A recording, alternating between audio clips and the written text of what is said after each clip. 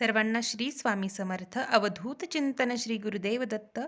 तर सर्व स्वामी भक्त ज्या दिवसाची आतुरतेने वाट पाहतात ती म्हणजे दत्त जयंती. तर उद्या दत्त जयंती आहे. तर दत्त जयंती कशी साजरी करावी, दत्त जयंती दिवशी कोणत्या सेवा कराव्यात त्याबद्दल आज आपण बोलणार आहोत. तर श्री गुरुचरित्राचे सांगता कशी करावी याबद्दल मी व्हिडिओ आधीच टाकलेला आहे, तर तुम्ही जाऊन चेकआउट करा. तर उद्या श्री गुरुचरित्र ग्रंथाची सांगता उद्या करायची नाही आहे, तर परवा करायची आहे. उद्या दत्त महाराजांच्या जयंतीनिमित्त आपला उपवास असतो, त्यामुळे उद्या वाचन पूर्ण होत आहे, पण आपल्याला सांगता ही परवा करायची आहे, बुधवारी. तर सर्वांना उद्या दत्त जयंतीनिमित्त कोणत्या सेवा करायच्या आहेत ते सांगते. तर सकाळी उठल्या उठल्या सगळ्यात पहिल्यांदा आपल्याला दत्त महाराजांच्या समोर मुजरा करायचा व सेवेला सुरुवात करायची आहे. तर सेवा काय करायची, तुमच्याकडे दत्त महाराजांची मूर्ती असेल तर दत्त महाराजांच्या मूर्तीला, आणि नसेल तर स्वामी समर्थ महाराजांच्या मूर्तीला अभिषेक घालायचा आहे. तर स्वामी समर्थ महाराजांचा अभिषेक ज्यांना घालाल, तर तुमच्याकडे पंचामृताने घालत असतील, दुधाने घालायचं असेल किंवा पाण्याने घालायचं असेल, तुमच्याकडे जे उपलब्ध असेल त्याने तुम्ही घालू शकता. मध, दूध, दही, पंचामृत या सर्वांनी तुम्ही स्वामींना अभिषेक घालू शकता. मी तुम्हाला सध्या पाण्याने फक्त घालून दाखवत आहे. तर अभिषेक म्हणताना आपल्याला प्रत्येक ह्याच्यात तुळशीपत्र टाकायचं आहे. अभिषेकाच्या पाण्यात, पंचामृतात सगळ्यात तुम्हाला तुळशीपत्र टाकायचं आहे. तर त्यानंतर महाराजांना अभिषेक घालायचा. अभिषेक कशाने घालायचा, तर सगळ्यात पहिल्यांदा तुम्हाला माहीत असेल की गणपती अथर्वशीर्ष एक वेळा म्हणायचं असतं. त्यानंतर गणपती अथर्वशीर्षानंतर तुम्हाला श्रीसूक्त, पुरुषसूक्त 1 किंवा 16 वेळा म्हणायचं. अथर्वशीर्षाची फलश्रुती म्हणायची गरज नाही. श्रीसूक्त, पुरुषसूक्तची देखील फलश्रुती म्हणायची आवश्यकता नाही. श्रीसूक्त आणि पुरुषसूक्त 1 किंवा 16 वेळा म्हणावं. त्यानंतर तुम्हाला जे पवनाम सुक्त आहे आपल्या नित्यसेवेच्या पुस्तक पवमान सुक्त, ते पवमान सुक्त एकदा वाचायचं आहे. ज्यांना यापैकी काहीच नाही आहे त्यांनी श्री स्वामी समर्थ, श्री स्वामी समर्थ किंवा दिगंबरा दिगंबरा श्रीपाद वल्लभ दिगंबरा, दिगंबरा दिगंबरा श्रीपाद वल्लभ दिगंबरा, किंवा ओम अत्रिसुताय विद्महे अनुसूयासुताय धीमहि तन्नो दत्त प्रचोदयात हा मंत्र, किंवा बीज मंत्र ओम द्राम चिरंजीविने नम, ओम द्राम चिरंजीविने नम, यापैकी कोणताही मंत्र 108 वेळा म्हणून तुम्ही महाराजांना अभिषेक घाला. दत्त महाराजांचा फोटो असेल तर फोटो स्वच्छ पुसून घ्या. महाराजांच्या फोटोला अष्टगंध लावा. महाराजांचा जो अष्टगंध लावायचा असतो तो सेपरेट ठेवा, तो कधीही आपल्याला लावू नये, तो फक्त महाराजांनाच लावावा. महाराजांना अभिषेक गरम पाण्याने घाला.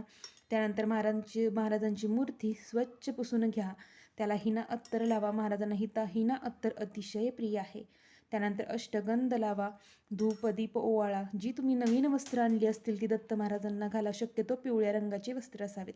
वस्त्र घातल्यानंतर तुम्हाला वस्त्र घालायचे आहेत महाराजांना. जिथे तुम्ही विराजमान नेहमी करता तिथे, तुमच्या देवाऱ्यात जिथे तुम्ही पूजा मांडता तिथे तुम्ही त्यांना विराजमान करायचं आहे.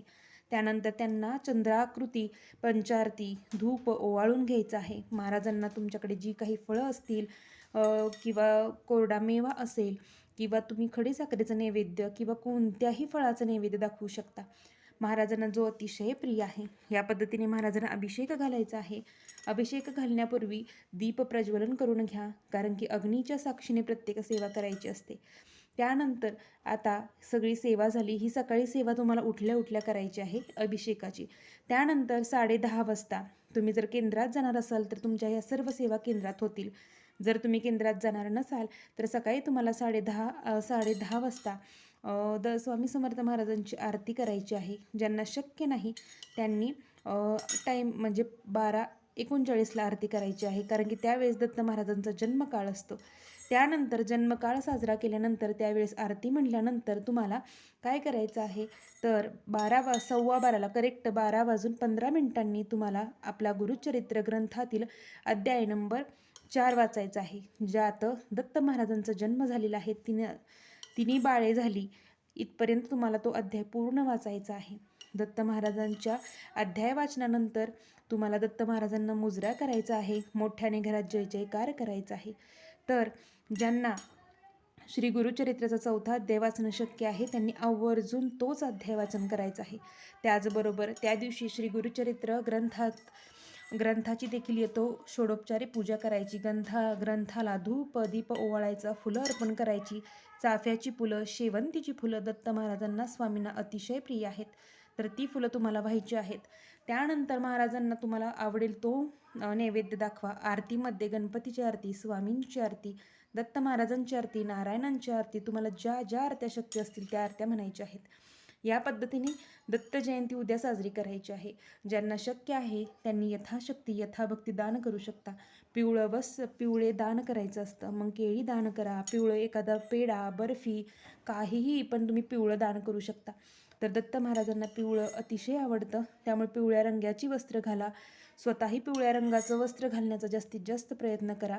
मन पवित्र शुद्ध ठेवा, कारण की हा सप्ताह अतिशय पवित्र असतो. या दिवशी जगताचे गुरूंचा जन्मोत्सव आहे. त्यामुळे सर्वांनी मन, काया, वाचा, मनाने पवित्र राहा आणि दत्त महाराजांची सेवा करा. सकाळ संध्याकाळ आरती करा व महाराजांचा उपवास पकडा. एकादशीप्रमाणे हा उपवास पकडला जातो. तर या साध्या सोप्या अशा सेवा करा व महाराजांचा आशीर्वाद प्राप्त करा. महाराजांच्या जास्तीत जास्त जवळ राहण्याचा प्रयत्न करा. मौन पाळा.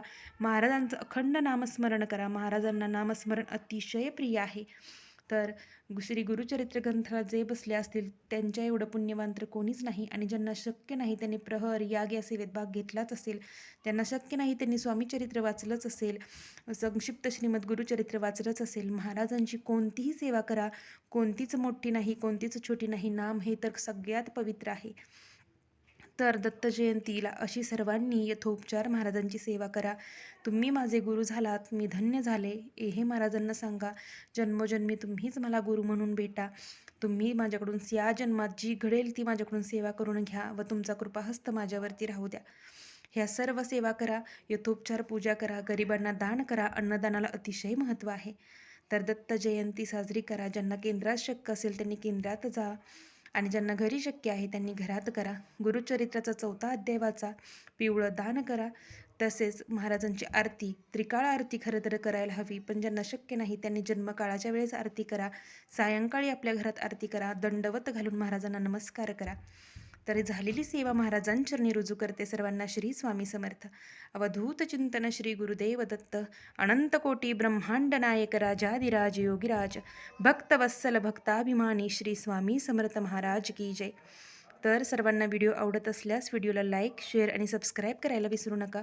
असेच माहितीपूर्वक व्हिडिओ पाहण्यासाठी चॅनेलला नक्की सबस्क्राईब करा. सर्वांना श्री स्वामी समर्थ. महाराजांची सेवा करा आणि सेवेकरी घडवा.